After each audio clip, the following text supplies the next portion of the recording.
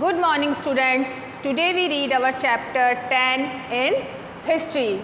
The topic of chapter is the age of Guptas. Okay. Here are new words. Astronomer, a scientist who studies the stars, planets and other natural objects in space. Astronomer का मतलब पता है आपको? कौन कौन astronomer थे? Neil Armstrong, Kalpana Chawla, है ना? तो एस्ट्रोनॉमर क्या होता है बेटा? जो स्टार्स, प्लैनेट और इनकी जो स्टडी करता है उसे हम कहते हैं एस्ट्रोनॉमर. फिर है patron, a person who support and give money to artist, scholar and musician. ऐसा व्यक्ति जो कलाकार होते हैं उन्हें सपोर्ट करता है और उन्हें पैसा देता है. फिर है प्रशस्त, a Sanskrit word meaning in praise of. प्रशस्त का मतलब क्या होता है कि किसी की प्रशंसा करना, यानी किसी को एडमायर करना, वो होता है प्रशस्त. Now we start our chapter from Chandragupta first. You all know very well about Chandragupta because before few days a serial was come to the TV and the topic was Chandragupta. So we read about on the Chandragupta today. Maharaja Sri Gupta was the founder of Gupta dynasty. महाराजा श्री गुप्त जो हैं वो Gupta dynasty के founder है, मतलब उसके संस्थापक हैं वो. He ruled over Pataliputra and some neighbouring areas. उन्होंने कहाँ कहाँ पर राज्य किया था? पाटलिपुत्र और उसके आसपास जो भी जगह थी वहाँ पर उन्होंने राज्य किया था. He was followed by his son Ghatotkacha Gupta. ठीक है, उनके बेटे ने भी उनके साथ यही किया था. We do not know much about these rulers, लेकिन हमको इनके बारे में इतनी जानकारी नहीं है. After Ghatotkacha Chandragupta I came to the throne. ठीक है, उन्होंने कहा कि उसके बाद में उनको ताज मिला था. He was the first ruler to raise the power and prestige of Gupta dynasty. तो वो सबसे पहले राजा थे जिन्होंने गुप्त डायनेस्टी को स्थापित किया था.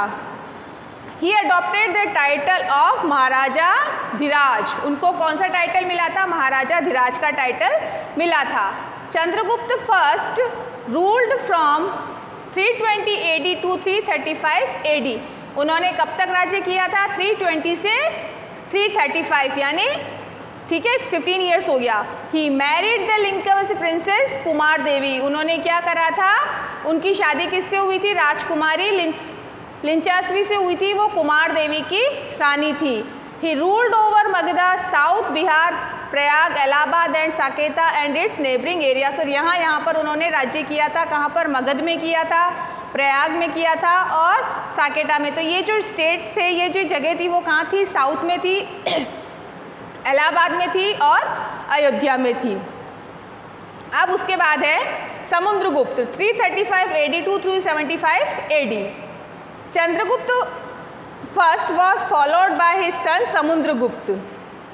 ठीक है, चंद्रगुप्त जो फर्स्ट थे उनके जो बेटे थे समुद्रगुप्त उसके साथ थे. Samudragupta's character and achievements are given in the Allahabad pillar inscription. तो समुद्रगुप्त कैसे राजा थे, उन्होंने क्या क्या काम किया था, वो सारी चीज़ें इलाहाबाद जो पिलर है वहाँ पर लिखी हुई है. The inscription known as the Prayag Prashasti. उसे क्या कहते हैं? प्रयाग प्रशस्ति कहा जाता है. is in Sanskrit and was composed by his court poet Harisena. तो प्रयाग प्रशस्ति का मतलब होता है संस्कृत लैंग्वेज में किसी भी राजा के बारे में लिखना, यानी उसको एडमायर करना. तो ये संस्कृत में थी और इसको क्या उनका जो राज कवि था हरिसेना उसने लिखा था. Samudragupta's conquests and policy towards various rulers. तो समुद्रगुप्त की क्या पॉलिसी थी? वो बहुत सारे राजाओं से मिलके उन्होंने जो अपनी वो बनाई थी, तो और उन्होंने काफ़ी जगह राज्य किया था. तो कैसे बनाई थी? Samudragupta first defeated the rulers of Aryavarta और नदर्न इंडिया. तो समुद्रगुप्त ने क्या किया था? सबसे पहले किन के शासकों को उन्होंने हराया था? आर्यव्रत और नदर्न इंडिया के. He extended their kingdom and made them a part of his empire. उसने क्या किया? उनको हरा के और उन लोगों को अपने साम्राज्य में शामिल कर लिया था. These territories included Mathura, Gwalior, west Uttar Pradesh and Bengal. इसमें क्या क्या इंक्लूडेड था? मथुरा था, ग्वालियर था और वेस्ट उत्तर प्रदेश और बंगाल था. यहाँ पर बेटा आपको जो पिक्चर दी हुई है वो कॉइन्स ऑफ समुद्रगुप्त का है. Samudragupta then march to south India, Dakshinapath. फिर समुद्रगुप्त ने क्या किया, फिर उसने साउथ में वहाँ पर वो गया, जिसे क्या कहते हैं, Dakshinapatha. The Allahabad pillar inscription said he won a victory over 12 rulers including those of Orissa. तो जो मैंने आपको बताया इलाहाबाद जो पिलर है उस पर क्या है, उस पर लिखा हुआ है कि उसने 12 राजाओं को जीता, जो कहाँ पर थे, उड़ीसा के थे, आंध्र प्रदेश के थे और तमिलनाडु के थे। He defeated these rulers but did not access their kingdom। उसने क्या किया, उन राजाओं को हराया तो था लेकिन वहाँ पर अपना साम्राज्य स्थापित उसने नहीं किया। He allowed them to rule but they pay tributes to the Gupta empire। उसने उन राजाओं को यही कहा कि आप यहाँ पर राज्य कर सकते हैं लेकिन वो क्या रहेंगे, गुप्ता जो रूलर है, गुप्त जो साम्राज्य, वो उनके साथ इंक्लूडेड रहेंगे और वो उनकी ही बात को मानेंगे। The kingdom of Assam and Nepal and some republics of Rajasthan and Madhya Pradesh surrendered to Samudragupta. जब उसने क्या, वो बहुत पावरफुल था तो उसने बहुत जगह तो खुद ही वो जीत गया था, लेकिन जहाँ वो नहीं जीता था तो आसाम, नेपाल और ये जो मध्य प्रदेश और राजस्थान के जो राजा थे उन्होंने अपने आप से उनको ये सरेंडर कर दिया और उनको वो भी उनके साथ समुद्रगुप्त के साथ मिक्स हो गए। They also pay tributes goods and money to the emperor. और उन लोगों ने भी क्या, खुद ये अपनी मर्जी से ये एक्सेप्ट किया या उसको स्वीकार किया कि वो भी उस राजा को चीज़ें, पैसे देंगे। किसको, समुद्रगुप्त को। The frontier kingdom Kusha and Saka chief also submitted because they were not powerful enough to oppose Samudragupta. फिर उसके बाद क्या हुआ, जो एक कुछ जो और बचे थे, जैसे कुश और साका चीफ जो राजा थे, उन्होंने भी अपने आप को समुद्रगुप्त के साथ मिला लिया था। क्यों मिला लिया था, because he was a very brave king, क्योंकि वो बहुत बहादुर था और उसने बहुत सारी जगहों को जीत लिया था, तो वो भी उसका सामना नहीं कर सकते थे, तो उन्होंने उसको, वो लोग भी उसके साथ मिक्सअप हो गए। Here is the map, when you read this you all understood that कि उसने कहाँ कहाँ पर राज्य किया था और कहाँ कहाँ पर उसने अपना एम्परर बनाया था। Samudragupta's empire comprised nearly the whole of northern India with the exceptions of Kashmir and Sindh। तो समुद्रगुप्त का जो राज्य था, ठीक है, वो पूरे कहाँ पर नदन में फैल गया था, बस उसके कौन से बच रहे थे, एक तो कश्मीर और सिंध, वो जो थे वहाँ पर वो बच रहे थे। We learn from the pillar inscription that he was never defeated in a war. He is often called Indian Napoleon। तो जो उसकी प्रयाग प्रशस्ति, मैंने बताया आपको, जो प्रशस्ति जो थी, जो उसकी एडमायर्ड में लिखा गया था, तो उसमें क्या लिखा हुआ था कि वो एक ऐसा राजा था जिसने जहाँ पर भी राज्य किया वहाँ पर वो जीता था और उन सारे राज्यों को उसने अपने में मिला लिया था, तो उसे नेपोलियन भी कहा जाता था इंडियन हिस्ट्री का। नेपोलियन के बारे में आपको पता है ना कि वो भी एक बहुत ब्रेव राजा था और उसने भी काफ़ी सारी जगह पर अपना अधिकार कर लिया था, तो इंडियन हिस्ट्री में समुद्रगुप्त को भी नेपोलियन के नाम से जाना जाता है।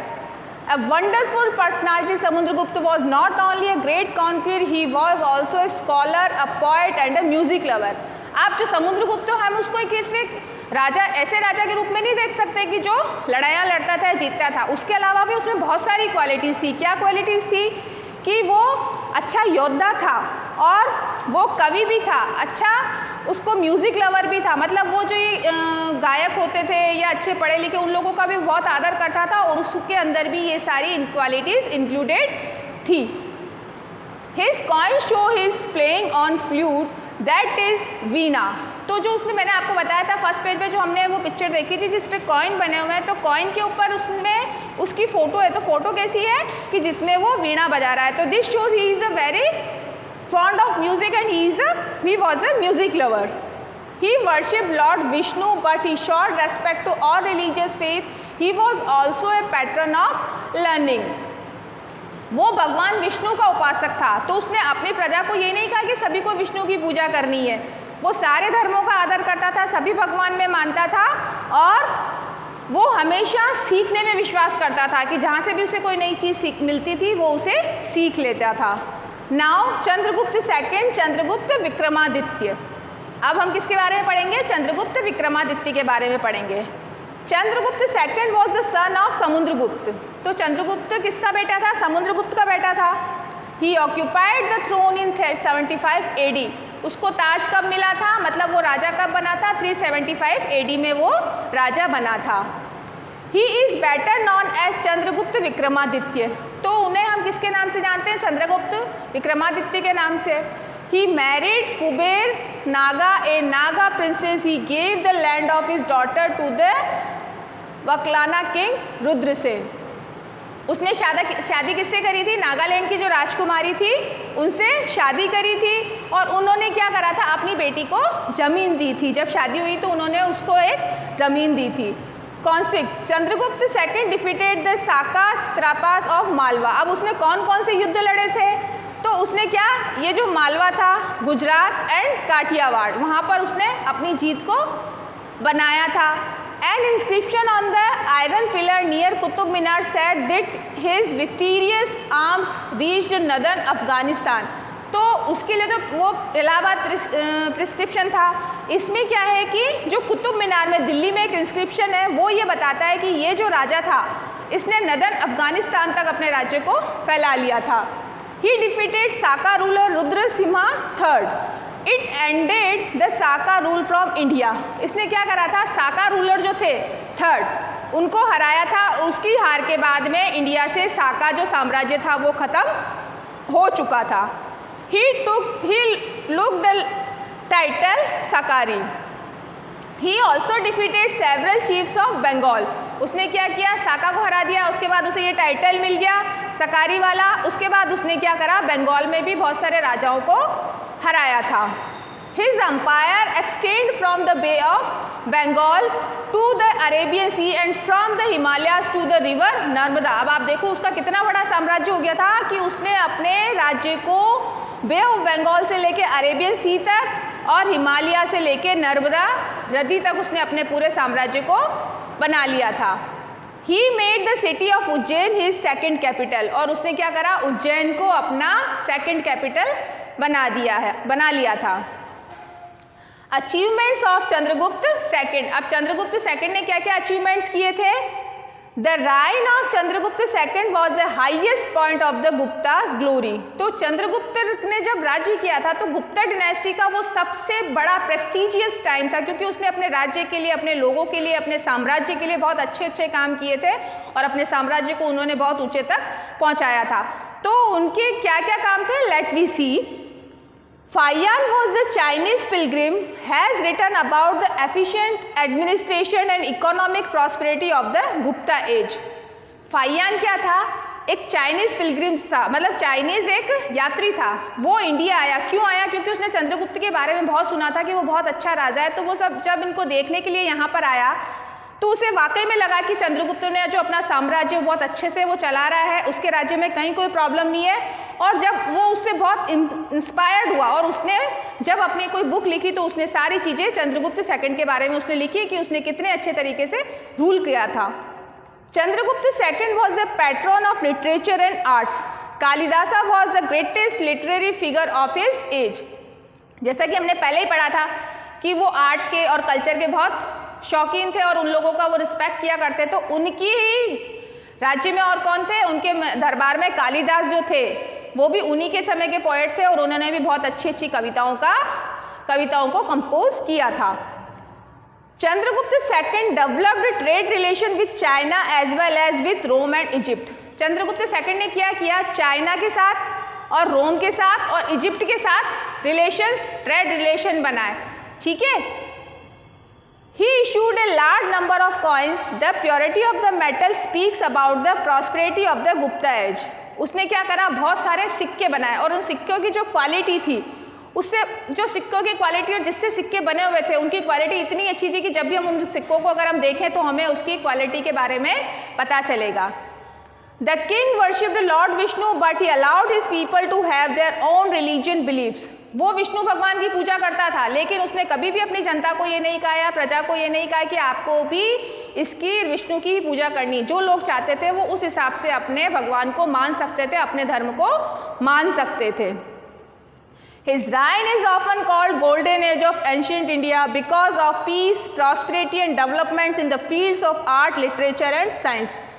उसके राज्य को या उसका जो काल रहा है जब उसने राज्य किया था उसको क्या कहा जाता है? गोल्डन एज ऑफ भारत का स्वर्णिम युग कहा जाता है। क्यों?